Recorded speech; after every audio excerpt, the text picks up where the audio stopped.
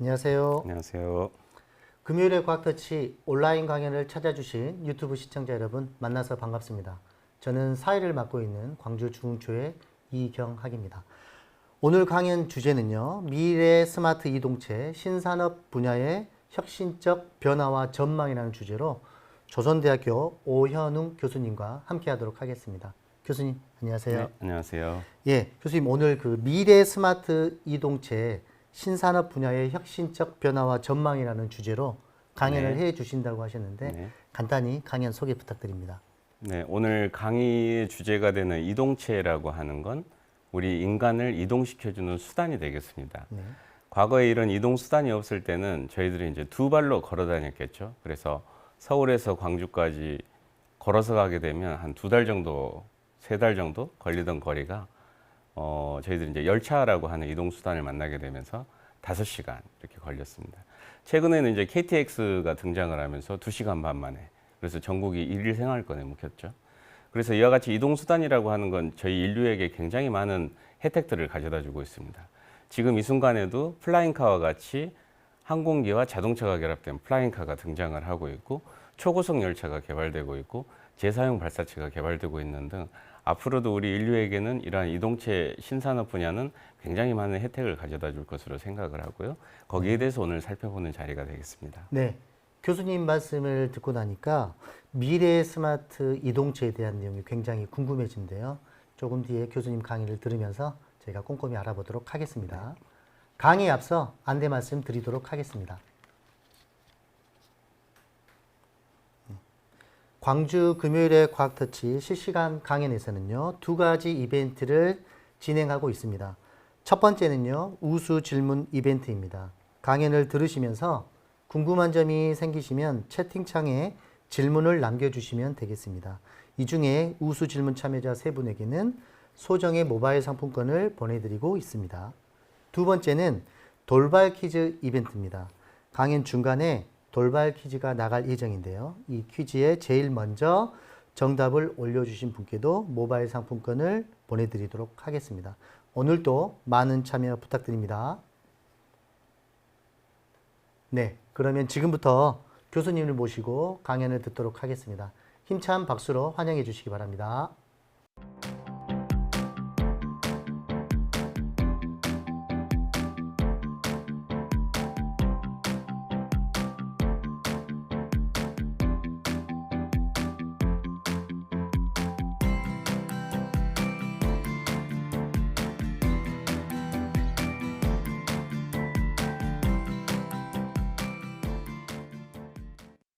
네, 강의 시작하도록 하겠습니다. 오늘 제가 준비한 강의 내용은 미래 스마트 이동체 신산업 분야의 혁신적 변화와 전망이 되겠습니다. 여기서 여러분들이 이제 이동체라고 하는 부분이 다소 생소로울 수도 있는데요. 이 이동체라고 하는 건 쉽게 생각을 하면 자동차, 그리고 여러분들이 알고 있는 항공기, 그리고 선박 등이 되겠습니다. 그래서 이런 이동체라고 하는 부분들이 이제는 과거에는 자동차, 항공기였던 부분들이 2개가 합쳐져서 플라잉카와 같은 항공기 기반 자동차가 등장을 하고 있습니다. 그리고 열차에 있어서는 우리나라에서 지금 가장 빠른 이동수단의 열차가 KTX인데요. KTX보다도 훨씬 더 빠른 하이퍼루프라고 하는 그러한 초고속 열차가 현재 해외에서는 개발 중에 있습니다. 그리고 여러 가지 위성을 활용한 분야, 그리고 자동차를 활용한 분야, 선박을 활용한 분야들이 AI와 결합되면서 더욱더 우리 인류에 큰 변화를 가져다 줄 것으로 생각을 하고 있고, 여기에 따라서 앞으로의 변화 그리고 전망에 대해서 간단하게 살펴보는 자리를 갖도록 하겠습니다. 오늘의 강의 내용에 있어서의 목차가 되겠는데요. 먼저 첫 번째와 두 번째 주제 같은 경우는 QV성에 대해서 살펴보고자 합니다. 제가 여기 있는 QV성 주제를 선정한 이유는 과거에는 위성이라고 하면 어떤 기업체 또는 연구소가 개발하는 위성이라고 생각을 하겠지만, 요즘은 대학에서도 이러한 위성들을 개발할 수 있는 수준에 와 있습니다. 물론 고등학교 그리고 해외에서는 중학생들도 참여해서 자기들의 위성을 개발하고 있는 프로그램들이 있는 것으로 알고 있습니다. 그래서 저희들이 쉽게 접할 수 있는 이러한 큐브 위성에 대해서 살펴보도록 하고, 그 다음에 이제 항공우주 분야 그리고 자동차 산업 분야에 대한 트렌드 변화에 대해서 살펴보고 결론 순으로 제가 강의를 하도록 하겠습니다. 그리고 오늘의 강의는 주로 이제 여러분들에게 그 동영상을 통해서 조금 이해가 쉽도록 그렇게 구성을 했기 때문에 동영상과 강의 내용을 적절하게 이해를 해주시면 될 것 같습니다. 네, 먼저 첫 번째 원유 큐브 위성 스텝 큐브 랩 1이라고 하는 건데요. 여기서 큐브 위성이라고 하는 건 원유라고 하는 걸 기본 사이즈로 갖고 있습니다. 원유라고 하는 기본 사이즈는 크기가 10cm, 10cm, 10cm 그리고 무게가 대략 1.3kg의 굉장히 작은 위성을 가리키고 있습니다. 그래서 저희 대학에서는 이러한 큐브 위성을 원유 큐브 위성을 저희들이 개발을 했습니다. 2013년도에 큐브 위성 경연대회가 있어서 이 큐브 위성 경연대회에 선발이 됐고 2013년도부터 개발을 해서 2018년도 인도 PSLV라고 하는 발사체로 저희들이 발사를 했고요. 그래서 위성으로부터 내려오는 신호를 지금까지도 저희들이 수신을 하고 있습니다. 약 4년 지난 시점에서도 아직 수신을 하고 있기 때문에 굉장히 오랜 시간 위성이 생존해 있는 위성이 되겠는데요. 여기 보게 되면 사이즈가 굉장히 작은 위성입니다. 이 큐브 위성이라고 하는 걸 이해하는 데 있어서 중요한 게 원유라고 하는 기본 크기고요. 이 부분들은 이따 돌발 퀴즈에도 나올 수 있는 부분이 될 수도 있을 것 같습니다. 그래서 원유를 기본 단위로 하고 있고 2U라고 하면은 이 원유가 두 개가 합쳐졌다라고 보면 됩니다. 두 개가 합쳐졌다라고 하는 건 가로 세로가 10cm, 10cm, 높이가 20cm. 3U라고 하는 3U라고 하는 건 원유가 세 개가 합쳐진 것이기 때문에 10cm, 10cm, 30cm라고 여러분들이 이해를 해주시면 될 것 같습니다. 그래서 이러한 굉장히 작은 위성임에도 불구하고 이 위성들은 여러 가지 기능들을 갖고 있습니다. 즉 위성이 할 수 있는 모든 기능들. 우리 일반적인 위성이라고 하는 건 대형 위성이 대략 톤 단위가 됩니다. 1톤, 2톤 정도의 무게를 갖고 있는데 이 1kg짜리 위성으로도 위성의 모든 기능을 담당을 할 수가 있다라고 하는 장점이 있고, 그래서 요즘은 교육 목적으로 대학에서는 학생들이 이런 큐브 위성을 개발을 해서 직접 발사를 하고 궤도에서 운영을 하고 하는 형태를 갖고 있습니다. 그래서 어떻게 보게 되면 이런 1톤짜리, 2톤짜리 위성이라고 하는 게 어떤 안에 들어가는 전자부품의 성능이 좋아지면서 굉장히 소형화가 가능하게 됐다라고 하는 부분 또한 이런 이동체 분야에 있어서 굉장히 큰 기술적 성과가 되겠습니다. 그러다 보니까 위성이 굉장히 작아졌다라고 하는 부분이고요. 여러분들이 과거에 그 사용을 했던 전화 있잖아요. 통화를 하는 전화 같은 경우도 그 사이즈가 굉장히 작아졌습니다. 그래서 요즘은 스마트폰으로 여러 가지 기능들을 다 갖출 수가 있겠죠. 그래서 우리가 쓰던 전화기가 스마트폰과 같이 소형화됐다라고 하는 부분 또한 위성이 소형화되고 있다라고 하는 트렌드를 가르쳐주고 있다라고 보면 될 것 같습니다. 그래서 저희들이 이제 학생들하고 같이 위성을 개발을 하면서 여러 가지 여기 화면에 보다시피 학생들이 직접 위성을 설계하고 제작하고 시험을 하는 영상이 되겠습니다. 그리고 오른쪽 아래쪽에 보는 영상 같은 경우는 안테나가 되겠습니다. 즉 위성과 지상국이라고 하는 지상에서 명령을 내리게 되면 위성이 신호를 내려보내는데 그 신호를 받고 명령을 내리기 위한 지상국이라고 하는 것도 저희 학생들이 직접 설계를 하고 제작을 해서 운용을 하고 있습니다. 그리고 가운데는 이제 위성을 시험하는 장면이 되겠고요. 그 다음에 이제 가장 왼쪽 아래에 있는 사진 같은 경우는 저희가 큐브 위성을 개발을 한 걸 2018년도 인도에 있는 발사체로 발사를 했습니다. 그때 발사를 할 때 저희와 같은 어떻게 보면 발사관이라고 하는데 위성을 사출해주는 발사관 안에 저희 나라의 위성과 다른 외국의 위성이 같이 탑재됐기 때문에 학생들이 이렇게 외국에 있는 학생들과도 교류를 한 장면이 되겠습니다. 그리고 다음에 보여드릴 동영상은 그 원유 큐브 위성을 저희들이 개발을 하면서 그동안 거쳐왔던 과정들을 간단하게 설명을 해주는 좋은 자료가 되기 때문에 여러분들에게 한번 보여드리도록 하겠습니다. 광주의 한 대학교가 만든 초소형 큐브 위성이 우주로 쏘아 올려졌습니다. 학생들은 위성에 탑재된 우주 기술을 시험할 수 있게 됐습니다. 나현호 기자입니다. 네, 여기에 있는 게 인도 PSLV 발사체가 되겠고요. 인도가 갖고 있는 발사체가 기력 화염과 발사체가 연기를 되겠습니다. 내뿜으며 우주를 그리고 향해 발사체의 힘차게 앞단에 솟구쳐 저희 오릅니다. 큐브 위성을 비롯해서 20분 뒤 다른 나라의 514km 한 40개 항공기 위성이 나갑니다. 탑재가 됐고 항공위성이 분리돼 발사를 한 궤도에 들어서는 데 성공합니다. 발사체가 되겠습니다. 그리고 저희들이 이제 궤도 진입을 조선대학교가 성공했다라고 만든 하는 것을 인공위성은 가로와 세로 이제 인도에서 높이가 저희들이 10cm 소식을 정도 연락을 되고 받았고요. 무게는 1kg도 안 되는 큐브 위성입니다.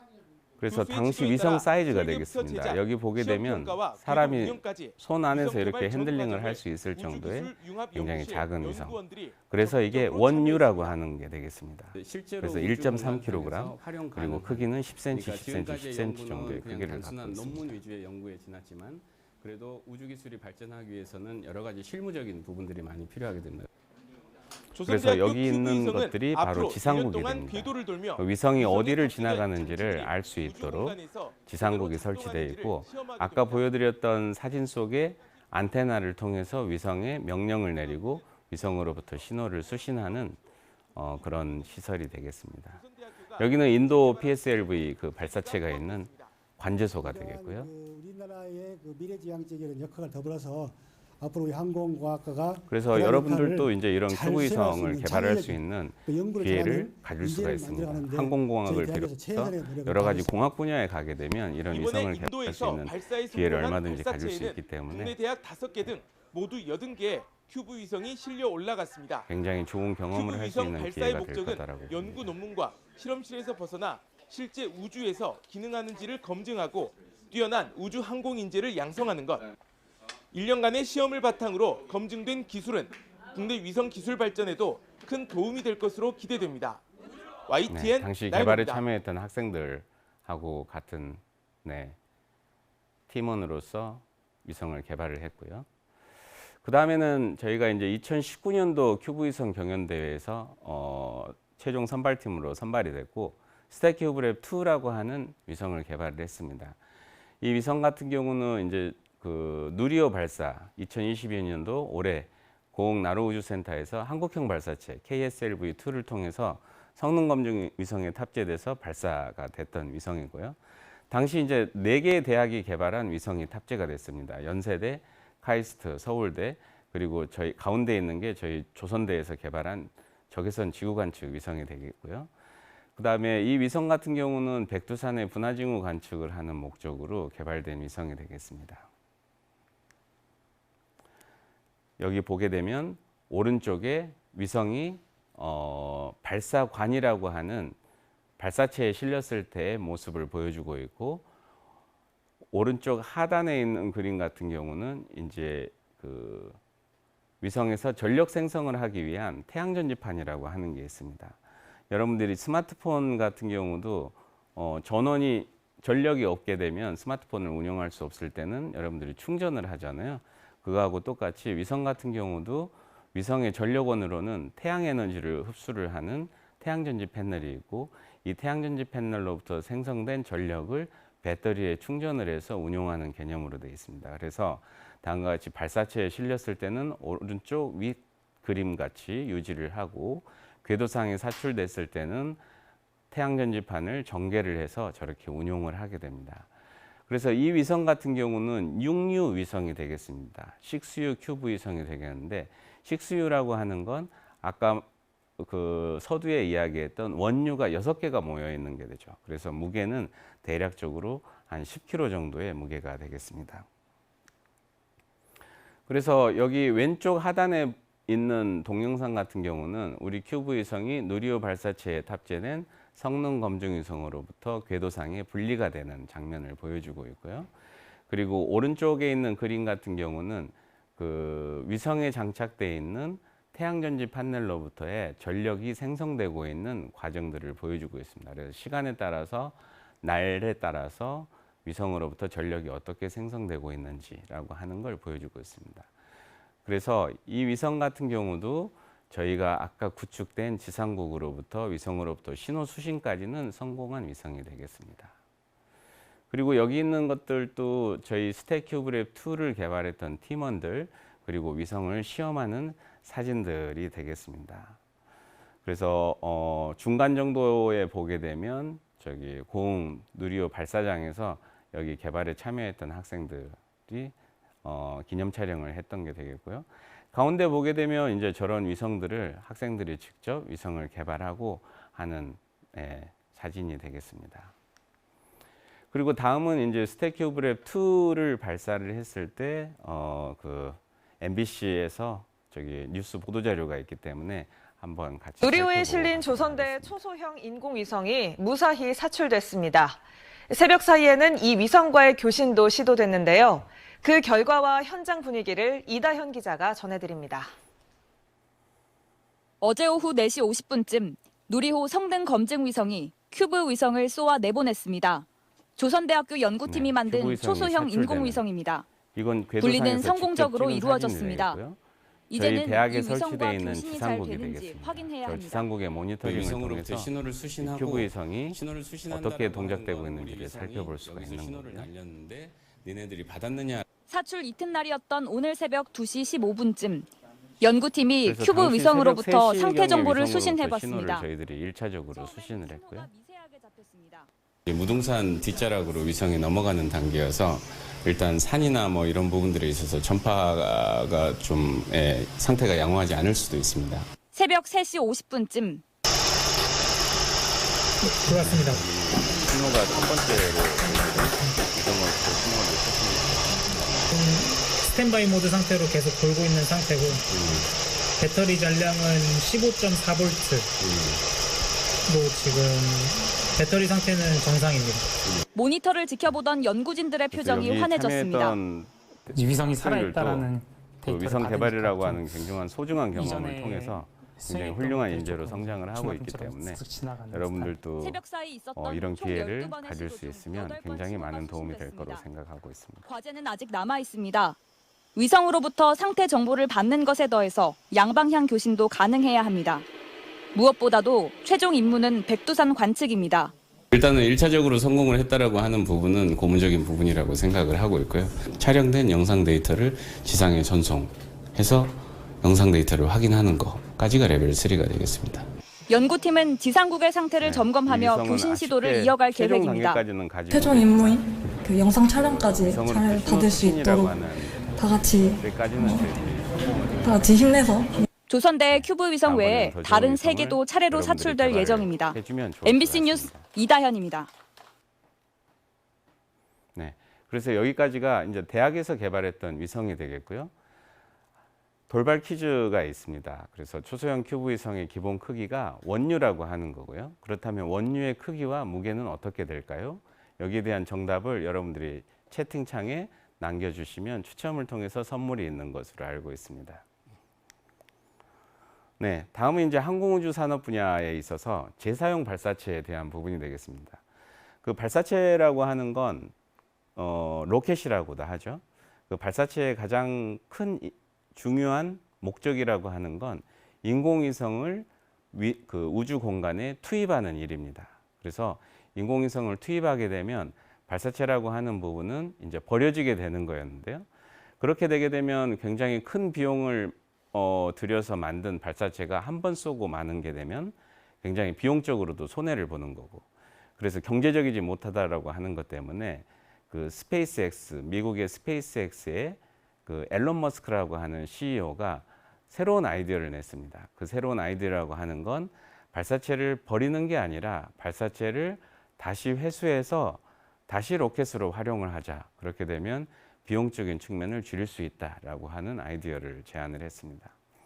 그 당시만 하더라도 이 아이디어를 냈을 때는 사람들이 전부 다 터무니없는 아이디어다, 절대 구현이 불가능한 아이디어다라고 이야기를 했었는데 그 아이디어들을 구현을 하게 됩니다. 그래서 구현을 하게 되면서 이 재사용 발사체라고 하는 게 굉장히 이 이동체 분야에서는 혁신적인 기술 분야로서 인식이 되고 있고, 이 기술을 통해서 우리가 화성을 가고 그 다음에 행성 탐사를 할 수 있는 굉장히 전초기지를 마련한 게 되겠습니다. 그래서 동영상을 보면 여러분들이 어떤 내용인지를 알 수 있을 것 같습니다. 이때만 하더라도 2018년이고요. 2018년도에 발사가 된 위성이 되겠습니다. 방금 여러분들 그 발사체인데 자동차가 보였잖아요. 저 자동차는 앨런 머스크가 개발한 전기 자동차입니다. 그래서 전기 자동차를 탑재한 이유는 우리가 행성에 가게 되면, 화성에 이주를 하게 되면 화성에는 연료가 없잖아요. 예를 들면 우리가 가솔린이 없기 때문에 자동차를 운영을 할 수 없는데, 전기 자동차를 사용을 하게 되면 그 태양 에너지, 충전된 에너지로부터 자동차를 구동할 수 있기 때문에 이러한 여러 가지 작업들을 할 수 있습니다. 그래서 앨런 머스크가 발사체 상단부에 저런 전기 자동차를 탑재를 해서 보내는 그런 이벤트를 한 발사체가 되겠습니다. 헤비 펠콘이라고 하는 굉장히 지금 있는 발사체 중에서는 가장 강력한 성능을 갖고 있는 발사체가 되겠습니다. 그래서 저 발사체 양쪽 사이드에 보게 되면 보조 부스터라고 하는, 고체 부스터라고 하는 게 있는데, 저 부스터가 분리되고 난 다음에 지구로 다시 생환을 하게 됩니다. 지구로 다시 가져오는 미션이 되겠습니다. 그래서 재사용 발사체라고 하는 게 되겠고요. 여기 방금 화면에 왼쪽에 보였던 분이 바로 앨런 머스크라고 하는 스페이스X의 CEO가 되겠습니다. 그래서 지금 발사체가 발사가 돼서 비행을 하고 있고, 이제 1단의 양쪽에 붙어 있는, 사이드에 붙어 있는 부스터들이 연소가 종료가 되게 되면 그 다음 추진력을 얻기 위해서 연소가 종료된 로켓들은 분리를 하게 됩니다. 여기 보게 되면 분리를 하는 장면이 되겠고요. 이 분리를 하고 난 다음에, 과거에는 저 분리된 로켓은 그냥 바다에 떨어지는 거였는데, 이제는 저 보조 부스터들을 지구에 다시 회수할 수 있도록 그렇게 설계가 되어 있습니다. 그리고 여기 있는 건 전기 자동차가 되겠고, 전기 자동차의 너머에 저희 지구가 보여주는 그런 동영상이 되겠고요. 이건 실제로 궤도상에서 촬영한 영상이 되겠습니다. 네, 그래서 저 전기 자동차를 화성에 보내겠다라고 하는 앨런 머스크의 어떤 이벤트적인 부분이 반영되고 있다라고 이해를 하면 될 것 같아요.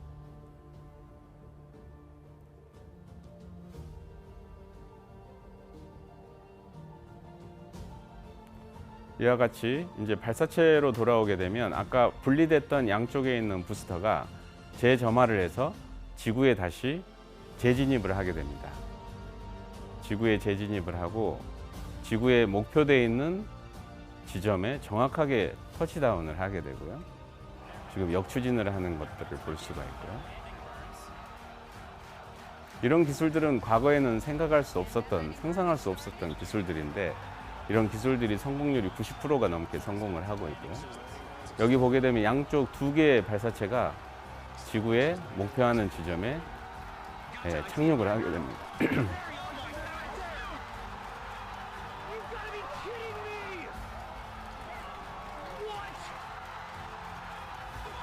네, 저와 같이 원하는 지점에 착륙을 하게 되고, 앨런 머스크 대표도 굉장히 기뻐하고 있죠. 요즘은 저 기술은 보편화된 기술이 되어 있습니다. 그래서 우리가 화성으로 이주를 한다거나 다른 행성으로 이주를 할 때는 저런 발사체가 이륙하고 착륙할 수 있는 기술들이 필요하기 때문에 저러한 기술들을 확보했다라고 하는 거고, 그 이동체 분야에서는 굉장히 이 혁신적인 그런 혁명에 가까운 그런 기술의 성과라고 볼 수 있습니다. 그리고 이제는 이건 애니메이션이긴 한데, 인류가 개발한 전기차라고 하는 이동체가 화성을 향하고 있다라고 하는 걸 보여주고 있는 장면이 되겠습니다. 네, 그리고 Made on Earth by Human, 인간에 의해서 개발됐다라고 하는 게 멘트로 들어가 있고요. 그 다음에는 이제 민간 우주선 발사 관련된 부분이 되겠습니다. 이제 민간 우주선 같은 경우는 민간 우주 여행 시대를 개막한다라고 하는 거고요.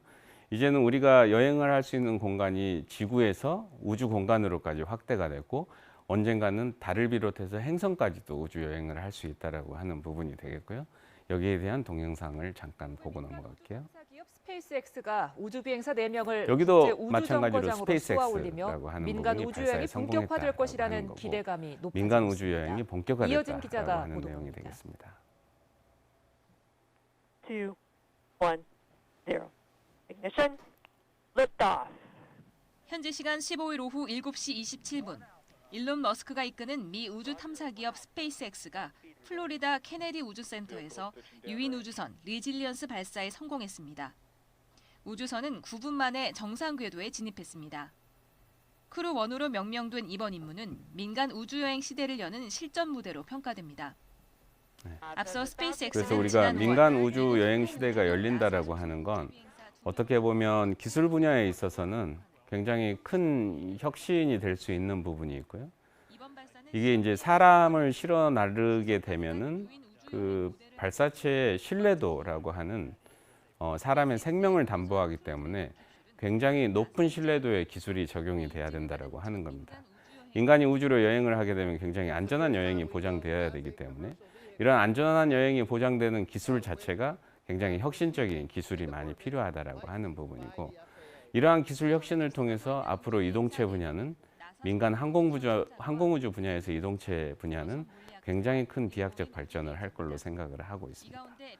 그리고 이러한 인간의 어떤 생명을 담보할 수 있는 발사체 기술이 향상됨에 따라서 우리가 이제 앞으로는 10시간, 12시간에 걸쳐서 갔던 다른 대륙도 1시간, 2시간 만에 갈 수 있는 그러한 시대가 조만간에 올 거라고 생각을 하고 있습니다. 네, 여기서는 2020년에 이런 일이 있었기 때문에 벌써 2년 전의 일이 되죠. 리질리언스는 27시간 30분을 날아 우리 시간으로 17일 오후 1시 우주 정거장에 그래서 우주 도착해 정거장에 도착한다라고 6개월간 하는 다양한 거고. 실험을 한 뒤 내년 5월 지구로 돌아오게 됩니다. 우주선을 쏘아올린 팰컨 9 로켓 1단계 추진체는 대서양 그래서 해상에 여기서도 띄운 선박으로 1단계 귀환해 추진체가 수거됐습니다. 대서양 해상으로 귀환했다라고 스페이스X 하는 최고 이 경영자 앞에 일론 보여드렸던 머스크는 코로나19 의심 증상으로 기술들이 그대로 발사 현장을 적용돼서 참관하지 못했습니다. 네, 현실화되고 있다라고 하는 영상이 되겠고요. 다음으로는 이제 지구 전체에 인터넷 서비스망을 위성을 이용해서 제공하는 게 되겠습니다. 예를 들면 우리가 지금 사용하고 인터넷망 같은 경우는 지상에서는 인터넷을 쓸 수 없는 나라들이 있습니다. 우리나라 같은 경우도 예를 들면 어떤 섬 쪽이나 그런 산중 그렇게 오지에 있을 경우에는 인터넷을 활용을 할 수가 없는데요. 우주 공간에 우주 인터넷망을 구성을 하게 되면 지구 전체가 인터넷을 갖다가 이용을 할 수 있는 그러한 편리한 부분을 우리가 혜택을 누릴 수 있습니다. 그래서 우주 공간에 약 3,000기 정도의 위성을 발사를 하고 궤도상에서 운영을 통해서 우리가 실시간으로 그런 인터넷 서비스를 제공받을 수 있다라고 하는 부분이 되었고요. 이렇게 우주 인터넷망을 이용을 하게 되면 우리가 항공기를 그러니까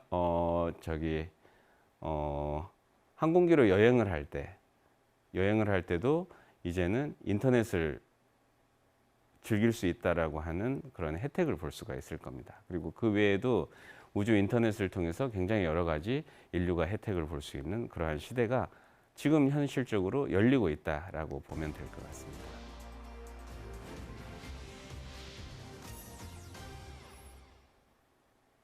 러시아의 우크라이나 침공 속에서도 전 세계에 전황이 전해질 수 여러분들도 있었던 잘 알고 건 있는 일론 아마존이라고 머스크가 지원한 하는 위성 쪽도 인터넷 우주 인터넷 스타링크 경쟁에 때문이었습니다. 뛰어들고 있다라고 하는 러시아가 거고요. 우크라이나 내 중계 아마존이라고 하면 기업을 인터넷 하늘에서 쇼핑만을 생각을 인터넷 하는데 시켜줬습니다. 아마존이라고 하는 게 아마존도 12조 회사도 원 규모의 지금 위성 인터넷 우주 인터넷, 즉 스페이스 분야에 도전을 하고 있다라고 하는 부분이 되어 있고, 이러한 스페이스 인터넷을 통해서 어떤 온라인 쇼핑 시스템을 훨씬 더 고도화한다라고 하는 그런 부분이 되겠습니다.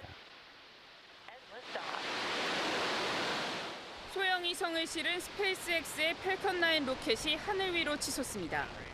적에도 인공위성을 활용해 지구 전역에 초고속 인터넷 위성을 서비스를 한번, 구축하는 일단 우리가 스페이스X의 하나의 스타링크 위성으로는 인터넷망을 프로젝트입니다. 구축을 할 수가 없고요.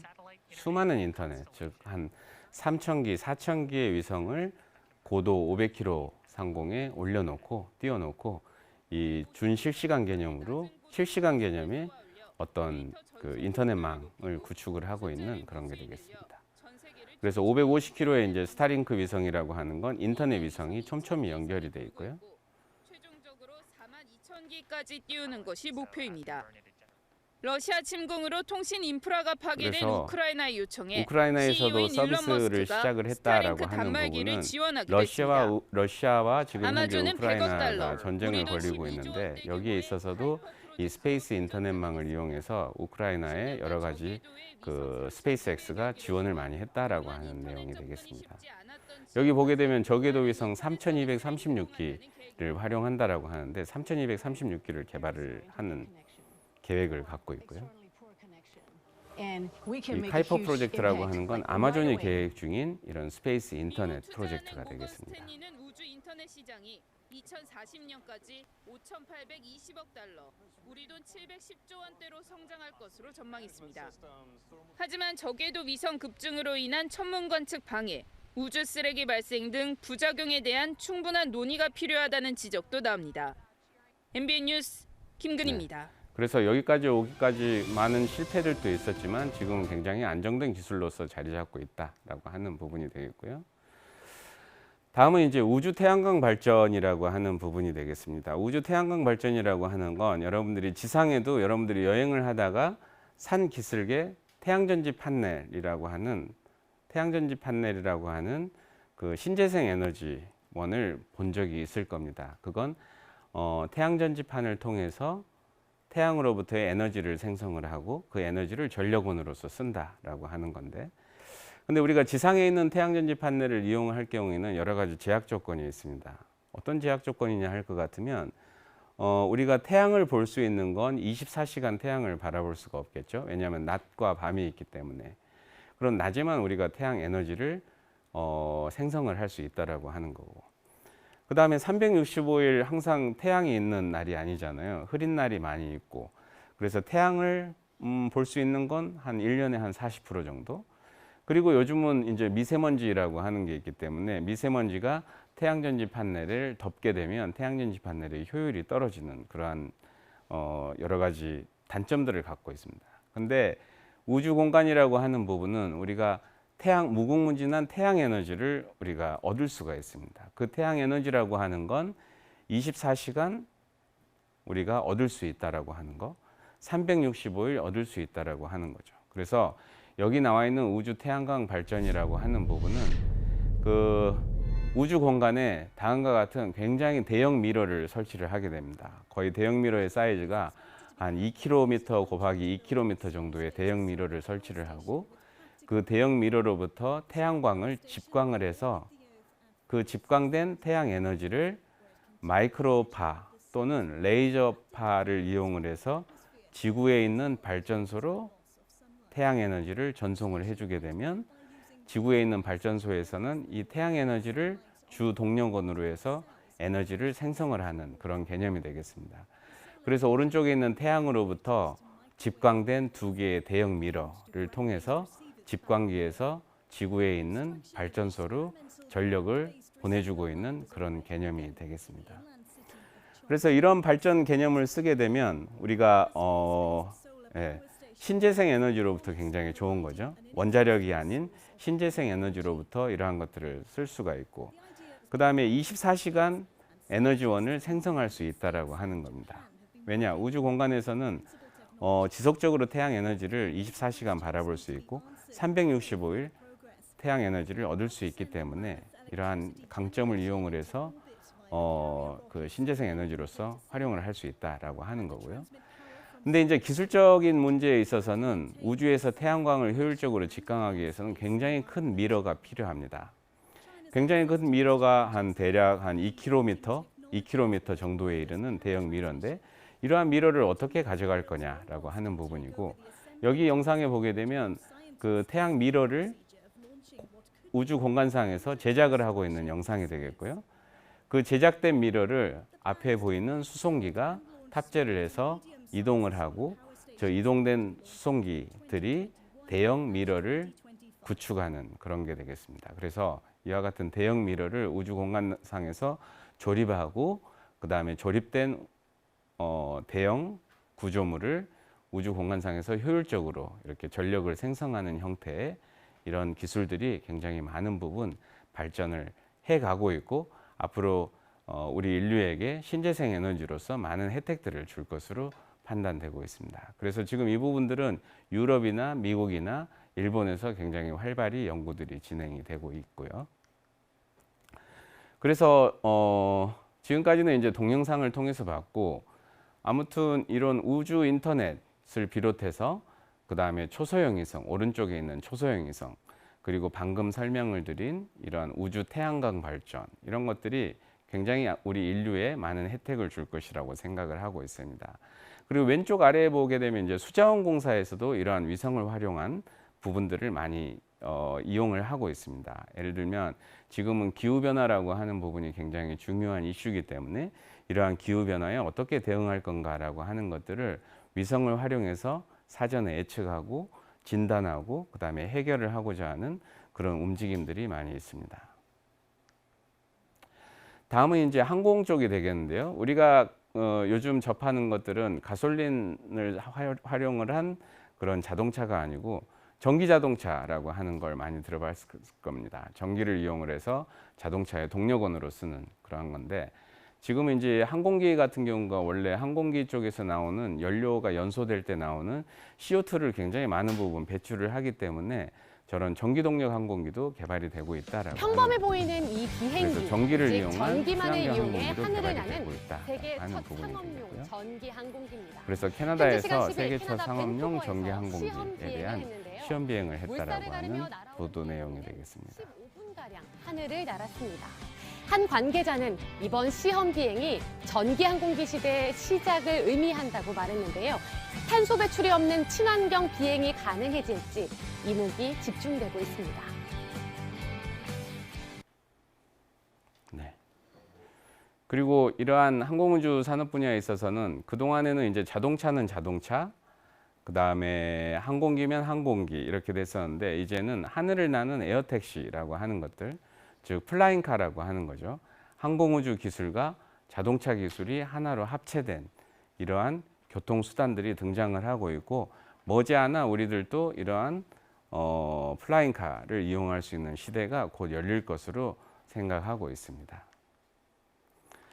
다음에는 이제 초고속 철도 체계라고 하는 버진 하이퍼루프라고 하는 시스템이 되겠고요. 지금 KTX 같은 경우는 이제 지상을 달립니다. 지상을 달리는데 지상을 달리는 데 있어서는 철로를 이용해서 달리게 되고요.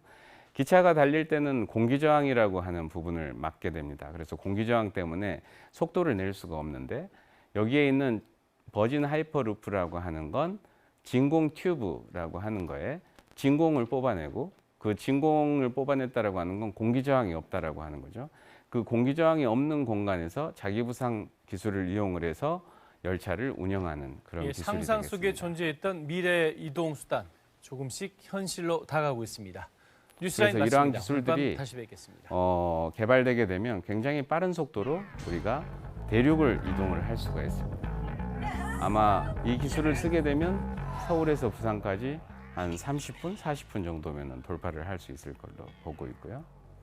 여기 보게 되면 초고속 진공 열차라고 하는 건 바로 안에 공기가 없다라고 하는 거죠. 공기가 없고 자기장으로 떠서 추진을 하기 때문에 마찰이라고 하는 걸 영향을 최소화해서 굉장히 빠른 속도로 이동이 가능하다라고 하는 부분이 되겠고 지금은 시험 단계에 있지만 이 부분들도 많은 기술이 지금 성숙되고 있고 2030년도에 상업 운전을 목표로 하고 있다라고 하는 부분이 되겠습니다.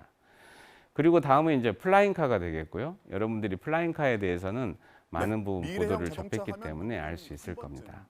그래서 우리가 어릴 때 상상했었던 하늘을 나는 차라고 하는 것들이 이렇게 현실로 날아오고 있다라고 하는 보도 내용이 되겠고요.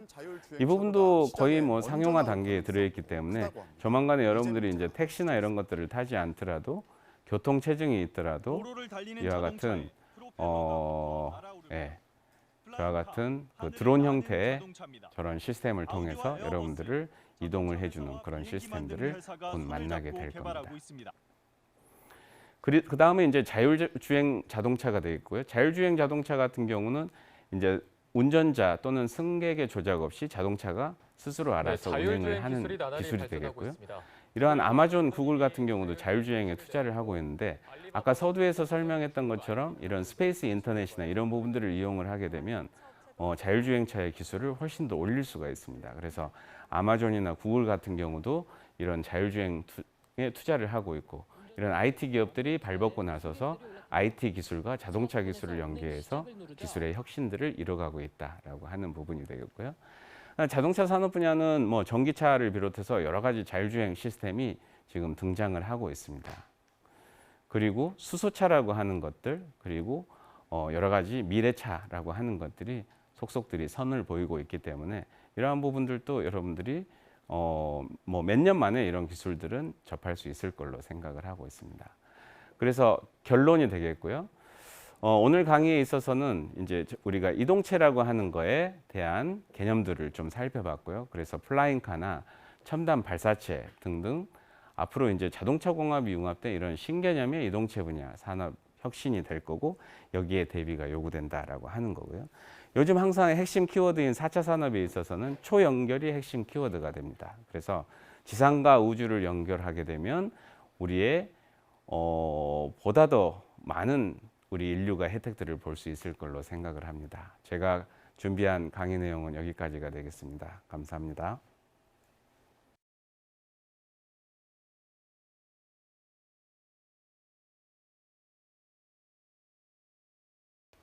유익한 강연을 해주신 교수님께 다시 한번 감사드립니다.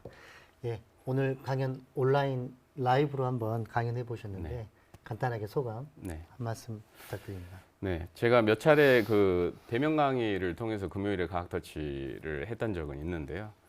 그때에 비해서 이제 온라인으로 진행을 하다 보니까 어떻게 내용들이 잘 전달됐는지는 모르겠지만 그래도 좀 유익한 강의가 됐으면 하는 바람을 갖고 있습니다. 네. 교수님께서 중간에 그 돌발 퀴즈를 내주셨는데요. 원유의 크기와 무게가 어떻게 되는지에 대한 질문이었는데요. 거기에 대한 답 교수님께서 직접 해주시면 고맙겠습니다. 네, 제 강의에서 소개드렸던 대로 원유라고 하는 건 큐브 위성의 기본 사이즈가 되겠고요.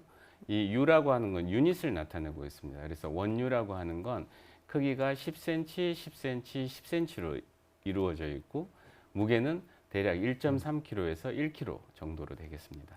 네, 돌발 퀴즈 정답자님은요 장조림 님이 되겠습니다. 그리고 그 강연 중간에 여러 가지 질문을 남겨주셨는데요. 우수 질문자 세 분도 먼저 말씀드리도록 하겠습니다. 원이지 님과 나느냐 환경 크리에이터 그리고 오제이 님이 되겠습니다. 축하드립니다.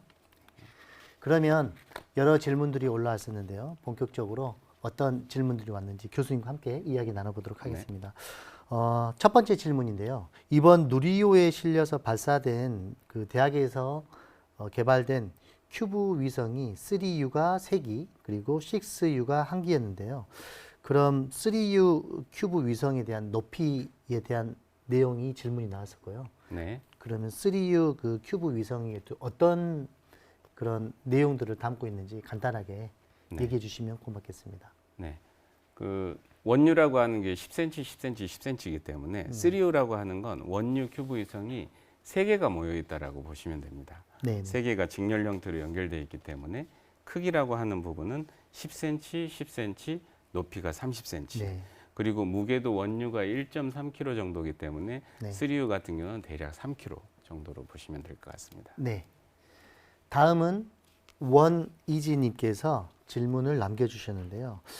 국가가 아닌 개인이나 이제 기업체에서 위성을 이제 발사하려면 어떤 절차를 거쳐야지만이 이게 가능한지 그 절차가 까다롭지 않는지 그리고 그 절차에 대한 전반적인 흐름을 질문으로 남겨주셨습니다.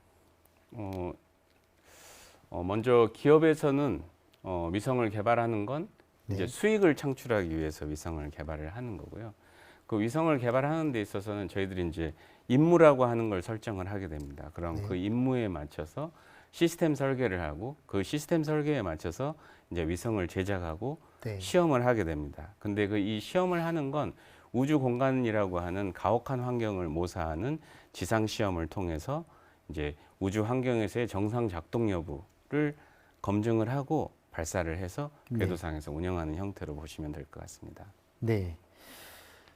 그러면 앞으로 이제 국가라든지 이런 게 크게 유도되는 게 아니라 개인의 어떤 기업체에서 이제 위성 발사가 좀 더 활성화되지 않을까 싶은데요. 네. 저희 나라에서도 그럼 이런 개인이라든지 어떤 기업체에서 이런 준비를 하고 있는지 네. 꽤 좀 궁금한 것 같습니다. 네.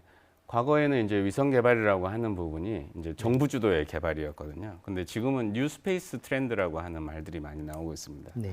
이 뉴 스페이스 트렌드라고 하는 건 어떤 기업이 비즈니스 마인드에 입각해서 민간 주도로 개발을 하는 거고, 비즈니스 마인드라고 하는 건 수익 창출이 되겠고요. 네. 그래서 이제 우리나라에서도 어떤 위성으로부터 얻은 영상을 수익원으로 네. 비즈니스 모델로 해서 개발하고 있는 회사들이 많이 나오고 있고, 초소형 위성 분야의 회사들도 두 군데, 세 군데 정도가 이러한 분야에 적극적으로 참여하고 있습니다. 네. 아무래도 이제 저희 나라에서도 우주에 대해서 기업이나 개인들이 모두 적극적으로 참여하는 것 같습니다. 다음은 나는야 환경 크리에이터님께서 남겨주셨습니다. 네. 테슬라가 우주선을 만들다가 전기차를 만들 수 있는 기술을 가지게 되었다고 들었는데요. 이런 큐브 위성으로 우리 생활에 도움이 될 만한 어떤 다른 용도가 있는지, 또 있다면 어떤 게 있고 앞으로의 전망이 어떻게 되는지 궁금하다고 남겨주셨습니다. 네. 우리가 아까 강의에서도 나왔듯이 지금은 이제 자연재해라고 하는 부분, 환경적인 부분이 굉장히 중요한 부분이 되겠고요. 근데 자연재해에 대비하기 위해서는 이제 우리가 우주 공간상에서 실시간으로 모니터링을 할 필요가 있습니다. 그러려고 그러면 위성 한 대로는 불가능하고요. 위성이 여러 대의 위성을 가지고서 운영을 해야 되는데, 근데 위성 한 대를 개발하는 데 있어서 굉장히 고가, 즉 2천억, 3천억이 들게 되면은 그것들을 활용하는 데 있어서 제한이 있습니다. 하지만 큐브 위성은 굉장히 저가에 개발을 할 수 있고 한꺼번에 많은 위성을 쏘아 올릴 수 있기 때문에 이러한 부분에서 많은 기여가 있지 않을까라고 생각하고 있습니다. 네. 그렇다 보면 이제 큐브 위성 같은 경우는 또 협업해서 하는 게 굉장히 또 중요할 거라는 생각이 드는데, 그 큐브 위성이 사용되는 용도에 따라서 이렇게 팀이 꾸려지는 게 조금씩 어떤 차이가 있는지 좀 궁금합니다.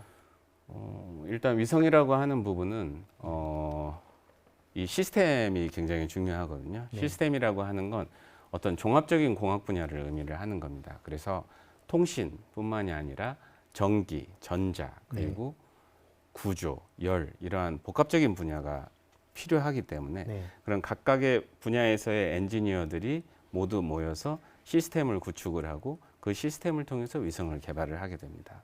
그래서 우리가 예를 들면 통신 분야를 전공을 했다라고 하더라도 위성을 개발을 할 수 있고, 기계 분야를 전공했더라도 위성을 개발할 수 있는 그런 기회를 가질 수가 있습니다. 네. 교수님 말씀을 들어보니까 그 조그만 큐브 위성을 하는데도 여러 그 팀 분야에서 협업하는 게 굉장히 중요하다고 좀 느껴졌습니다. 네, 협업이 중요합니다. 네. 다음은 오제인님께서 남겨주셨는데요. 오늘 교수님께서 그 미래 스마트 이동체 신산업이 그 발전이 되고 여기에 변화가 된다고 하셨는데요. 우리에게 이제 앞으로도 어떤 변화를 가져올지, 그리고 이 영향 중에서 가장 큰 장점과 예상되는 단점이 어떤 것들이 있는지 궁금하다고 남겨주셨습니다. 네, 그 굉장히 난이도가 높은 질문인 것 같은데요. 네네. 일단 그 예를 들면 우리가 정비 측면에서 봤을 때, 과거에는 이제 그냥 일반 자동차에 있어서도 단순 정비였잖아요. 어떤 정비 기술만을 익히면 되는 거지만 이제는 자율주행차가 되게 되면 사람이 운전을 할 수 없고 모든 걸 기계 시스템에 맡겨야 됩니다. 전자 시스템에 맡겨야 되기 때문에.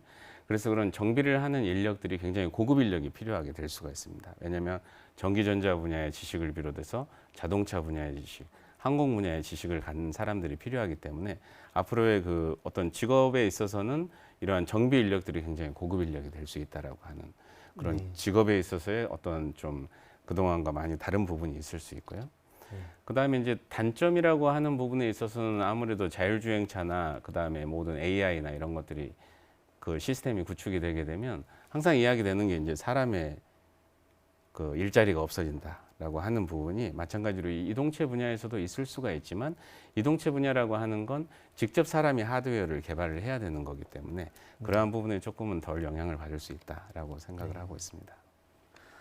예전에 뭐 하드웨어에 가까운 그 직업 또 그런 부분에 좀 이제 많이 전망이 있었다고 그러지만 조금 전에 교수님께서 말씀하셨던 소프트웨어 측면에서도 충분히 일자리 창출이 될 것으로 네. 생각이 됩니다. 예. 다음은 최은영님께서 남겨주셨습니다. 저궤도 위성 같은 경우는 이제 수명을 다했을 때 고궤도 위성보다 지구로 떨어질 그런 가능성이 더 높은지 네. 어떤 차이점이 있는지 좀 궁금하신 것 같습니다. 네. 일단 위성에는 추진제를 담고 가고 있습니다. 네. 그래서 그 추진제라고 하는 건 위성의 고도를 유지해주는 역할을 하고요. 네. 그 추진제가 다 소진을 하게 되면 네. 그 항력에 따라서 점진적으로 지구로 떨어지게 되어 있습니다. 네. 근데 이게 떨어지는 속도가 굉장히 느리기 때문에 이러한 부분들은 이제 위성의 데브리라고 하는 우주 쓰레기로 존재를 할 수 있고요. 네. 그래서 이런 아까도 그 우주 인터넷 같은 경우는 3,000개의 위성들이 많은 위성들이 우주 공간에 존재하기 때문에 네. 위성 간의 서로 충돌, 쓰레기와 충돌의 가능성이 높아져서 지금은 이제 위성을 5년이라고 수명 기간 동안에 운용을 하고 나면 그것들을 지구로 빠른 시간에 떨칠 수 있는 그런 기술들이 탑재가 되도록 법제화가 되는 움직임들이 있습니다. 네. 그래서 그런 기술들을 쓰게 되면 항력을 증가시켜서 더 빨리 지구로 떨친다든가 네. 그다음에 추진제를 이용을 해서 추력을 이용해서 지구로 빨리 떨어뜨릴 수 있도록 네. 그렇게 기술들이 나오고 있습니다. 네. 그런 기술들이 이제 개발된다면 저희가 염려했던 위성으로부터 우주 쓰레기가 많이 발생되는 여러 가지 문제점이 잘 해결될 것 같습니다. 다음은 조무조무님께서 질문을 남겨주셨습니다. 네. 교수님께서 아까 그 미국의 민간 우주 개발업체 스페이스X사에 대한 내용을 얘기해 주셨는데요. 네. 교수님 이제 개인적인 의견으로 생각하셨을 때 과연 네. 화성에 이러한 인류가 이주해서 정착되는 게 가능할지 네. 또는 가능하다면 어느 정도 시간이 소요될지 좀 네. 궁금하다고 남겨주셨습니다. 이 부분도 좀 어려운 질문이긴 한데요. 네. 저희가 어렸을 때 이제 영화에서 봤던 것들, 네. 그다음에 어떤 애니메이션에서 봤던 것들이 지금 현실화되어 있는 것들이 많이 있거든요. 네. 그래서 지금 화성에 이주한다거나 하는 것들도 기술적으로는 충분히 가능한 부분들이기 때문에 네. 이건 뭐 우리가 우리 인류가 가까운 시일 내에 구현을 할 수 있을 걸로 보고요. 네. 근데 이제 시기가 어느 정도 걸릴 건가라고 하는 건 그 기간 인프라 구축이라고 하는 부분들이 많은 부분이 시간이 소요되고 하기 때문에 네. 좀 기술적으로는 근데 지금 발표가 되고 있는 것들은 뭐 2030년, 2035년에는 화성에 가겠다라고 하는 계획들이 이주하겠다라고 하는 계획들이 많이 있기 때문에 네. 어느 시점이라고 하는 특정은 할 수 없지만 기술적으로는 충분히 가능하다라고 네. 보고 있습니다. 네. 이런 기술들이 좀 더 많이 발전이 돼가지고 그 시기를 좀 앞당겨져서 저희도 한번 화성에 갈 수 있는 기회가 주어졌으면 좋겠다는 생각을 해봅니다. 다음은 코스모스님께서 질문을 남겨주셨습니다. 교수님께서 강연 중간에 태양광 관련된 내용을 네. 얘기해 주셨는데요. 우주 태양광 발전과 네. 지상에서 이루어지는 태양광 그 발전에 어떤 차이점이 있는지 네. 또 이런 지금의 지상 태양광 발전처럼 그 우주 태양광 발전도 어떤 개인이 투자해서 거기에 대한 수익을 창출해낼 수 있는지 그 내용이 좀 궁금하다고 남겨주셨습니다. 네. 그 지상과 우주 공간에서의 태양광 발전의 가장 큰 차이점은 네. 지상에 있는 거 24시간 발전을 할 수가 없거든요. 네. 그다음에 1년 동안에 맑은 날만 있는 게 아니기 때문에 네. 어떻게 보면 굉장히 제한적입니다. 하지만 우주 공간상에서 발전을 하게 되면 24시간 365일 발전을 할 수 있다라고 하는 장점이 있고요. 그래서 그런 것들도 이제 모든 우주 산업이라고 하는 게 비즈니스 모델을 기반으로 해서 우주 산업이 이루어지고 있기 때문에 네. 그런 것들이 상용 기술로 되게 되면 개인이 투자를 하고 개인이 발전원으로서 전력을 끌어다 쓸 수 있고 하는 비즈니스적인 측면에서도 충분히 그런 시대가 올 걸로 생각을 하고 있습니다. 네.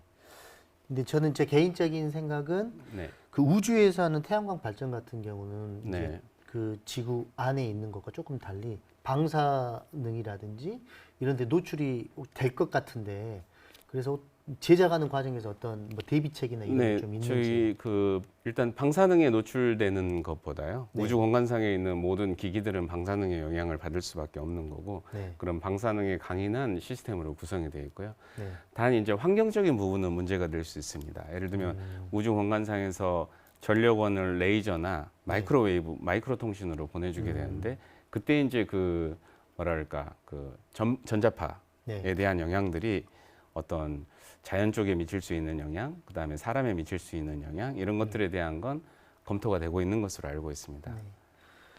그리고 또 하나 이제 궁금한 점이 빛을 아까 직광해서 이렇게 내려 보내는 과정에서 혹시 문제가 생겨서 혹시 지구 온난화에 또 안 좋은 영향을 주지 않을까라는 생각도 조심스럽게 해봤는데 그런 부분도 충분히 논의가 또 네, 맞습니다. 이게 이제 레이저 빔을 지상에 있는 발전소로 전송을 하기 위해서는 굉장히 그 포인팅 기술, 그 지향 기술이 굉장히 중요하고요.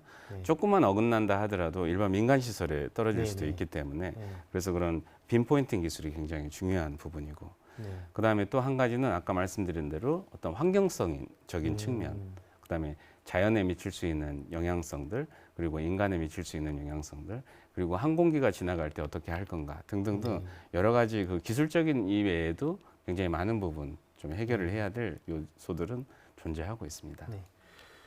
제가 예전에 영화에서 본 것 같은데요. 그 직광된 열이라든지 이런 파장을 이용해서 전쟁으로 연결되는 이런 영화를 잠깐 본 것 같아요. 그러면 그게 군사적으로 이렇게 무기 대용으로 쓸 수도 있다라고 볼 수 있나요?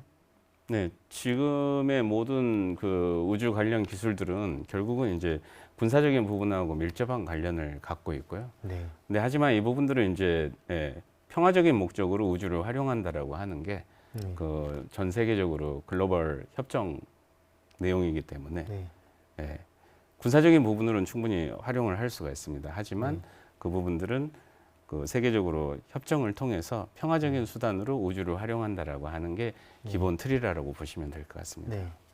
저희가 요즘 전쟁으로 해서 좀 힘들어하는 내용 중에서 핵이라든지 이런 부분이 있는데 혹시라도 이렇게 개발된 내용들이 군사적으로 어떤 위협이 된다든지 평화에 좀 위협을 가하는 이런 게 아니었으면 하는 생각을 조심스럽게 해봅니다. 다음은 카피바라님께서 남겨주셨습니다. 현재 우리나라에서 개발하고 있는 한국형 발사체의 경우 그 누리호의 핵심 기술과 목표는 과연 어디에 두고 있는지 궁금하다고 남겨주셨습니다. 네, 그 발사체 제일 이제 최종 목표라고 하는 건 인공위성을 우리가 원하는 궤도에 투입을 하는 거고요. 근데 지금까지는 저희들이 이제 자국에서 개발한 위성을 전부 다 해외에서 발사를 했는데 이제는 자국에서 개발한 위성을 우리 발사체로 발사를 언제든지 할 수 있거든요. 근데 이런 부분들은 이제 자주국방 측면에서도 굉장히 중요한 부분을 차지할 수 있고요. 그래서 한국형 발사체 기술 같은 경우도 이제 인공위성 발사를 비롯해서 앞으로 행성 탐사 그리고 달 착륙선을 보내는 등의 어떤 성능 개량이 있을 걸로 생각을 하고 있습니다. 이어서 관련된 질문인데요. 그러면 스마트 이동체 그 신산업과 관련된 내용들을 교수님께서 말씀을 해주셨는데 이게 과연 지금 방송을 보신 우리 유튜브 시청자분들에게 직업과 만약에 연결이 된다 하면 연결시킬 수 있는 직업들이 과연 어떤 것들이 있을지 꽤 궁금합니다. 네, 그 아까도 말씀드렸던 대로 이제 그 예를 들면 자동차 정비, 기존의 항공 정비 이런 부분들이 이제는 복합적인 기술을 요구를 하게 됩니다. 자율주행차 같은 경우도 사람의 생명을 담보로 해야 되는 거기 때문에 훨씬 더 고급화된 정비 인력이 필요한 거고요. 과거에는 이제 정비다 그러면 약간 좀 사람들이 선호하지 않는 부분들도 있었긴 합니다만은 이제는 이런 정비나 이런 부분들이 굉장히 고급화 기술이 될 수 있다라고 하는 부분이 될 것 같고요. 그다음에 또 한 가지는 어떤 부분이었죠? 그거 외에 또 우리 유튜브 시청자들이 보고 계시는데 어떤 직업들 새롭게 또 떠오르는 만한 직업들이 있는 거? 직업은 이제 그 공학 분야에서는 굉장히 이제 그 신기술들이 많이 나오기 때문에 공학 분야에서는 아까도 말씀드렸던 통신이든 전기든 기계든 여러 가지 분야들을 접목을 할 수 있다라고 하는 부분이고요. 그다음에 제 개인적으로는 이제 자율주행차다 그러면 사람이 그 안에서는 할 일이 없잖아요. 그러면 거기 안에 들어가는 이제 컨텐츠를 어떤 컨텐츠를 담을 건가라고 하는 어떤 운전을 하지 않고 여가 시간을 보내는데 그 이동하는 시간 동안에 우리가 어떤 콘텐츠를 이분들에게 제공을 할 건가라고 하는 게 쇼핑 분야도 될 수도 있고 어떤 영화라고 하는 부분, 그런 여러 가지 그 게임 산업 분야 이런 부분들의 여러 가지 연계 산업들이 많이 나올 걸로 생각을 하고 있습니다. 네. 그럼 저희가 생각하지 못했던 새로운 문화 체계가 네. 만들어질 수 있겠습니다. 네. 지금 아까도 제가 저기 소개드렸던 영상 중에 이제 우주 여행이라고 하는 부분이 있었잖아요. 그래서 미국 같은 경우는 이제 우주라고 하는 좁은 공간에서는 이제 사람이 어디 뭐 다른 데로 이동을 할 수가 없기 때문에 그 우주 호텔이라고 하는 것들을 굉장히 디자인적인 측면에서 연구를 하고 있습니다. 그래서 호텔에 존재하는 폐쇄된 공간에서 거주를 하더라도 사람이 안락함을 가질 수 있고 우주를 즐길 수 있는 그런 호텔 디자인이나 이런 것들, 네. 그다음에 건설에 관련된 부분들 이런 것들이 연구가 되고 있고 실질적으로 이제 그 투자를 통해서 어떤 산업화를 염두에 두고 진행이 되고 있는 것으로 알고 있습니다. 네. 다음은 그 연계된 휘파람님께서 남겨주셨는데요. 네. 스마트 이동체 융합 시스템 공학부에 지금 교수님께서 몸담고 계시는데 네. 도대체 이 공학부 부서에서는 어떤 일들을 하고 있고 어떤 내용을 배우고 있는지 궁금하다고 하셨습니다. 그 과거에 저희 대학 같은 경우는 이제 항공우주공학과, 선박공학과, 그리고 자동차공학과가 따로따로 있었는데요. 그런데 이제는 기술 자체가 플라잉카와 같이 항공우주와 자동차 그리고 선박과 AI 등이 결합돼야 되기 때문에 이러한 항공우주, 선박이 결합된 학문들을 네. 하고 있습니다. 네. 그 휘파람님께서 연계해서 이제 질문을 남겨주셨는데요. 그 조금 전에 저희가 그 나왔던 질문 중에 이제 민간 주도의 우주 산업과 네. 정부 주도의 우주 개발 산업들이 이렇게 있었는데 네. 이게 조금씩 다른 것 같다라는 생각이 좀 들거든요. 네. 예. 구체적으로 지금 시청자분들이 생각하실 때 민간과 정부 주도의 어떤 차이점 네. 간단하게 교수님께서 설명해 주신다면? 정부 주도라고 하는 건 이제 공공의 목적을 대상으로 하고 있는 거고 네. 민간 같은 경우는 비즈니스 모델에 의한 수익 창출이라고 하는 부분이 되겠고요. 공공에 의한 개발이라고 하는 건 수익 창출과는 약간의 거리는 있습니다. 하지만 이제 민간에서 하는 부분은 요즘은 비즈니스 모델에 기반한 수익 창출 모델을 창출을 하고 있고요. 그것들을 통해서 이제 그 뭐랄까 비즈니스 전략들이 많이 바뀌어가고 있다라고 보시면 될 것 같습니다. 네. 저희 나라에서도 민간 또는 국가에서 주도하는 부분이 고루 균형 맞춰서 성장을 해봤으면 하는 생각을 해봅니다. 여기까지 해서 질문을 마치도록 하겠습니다. 좋은 질문을 남겨주신 시청자 여러분과 긴 시간 동안 강연 그리고 질의응답까지 열정적으로 해주신 교수님께 다시 한번 감사드립니다. 네, 고맙습니다. 네. 다음 금요일에 과학터치 강연을 안내해 드리도록 하겠습니다. 본 강연은요. 11월 25일 금요일 저녁 7시 유튜브 실시간으로 방송이 되는데요. 서울대학교 김정훈 교수님을 모시고 실명 극복을 위한 유전자, 세포치료의 현 주소라는 주제로 강연이 진행될 예정입니다. 그리고 도입 강연은요. ESD 기후변화 어디까지 왔을까? 하남중앙초등학교 김가람 선생님께서 함께해 주시겠습니다. 강연 후에 영상을 탑재하도록 하겠습니다. 많은 시청 부탁드립니다. 네, 오늘은 미래 스마트 이동체 신산업 분야의 혁신적 변화와 전망이라는 주제로 조선대학교 오연웅 교수님과 함께 자리를 가져봤습니다. 교수님과는 여기서 인사를 드려야 될 것 같습니다. 교수님, 네, 감사합니다. 맞습니다. 지금까지 시청해 주신 유튜브 시청자 여러분, 감사합니다.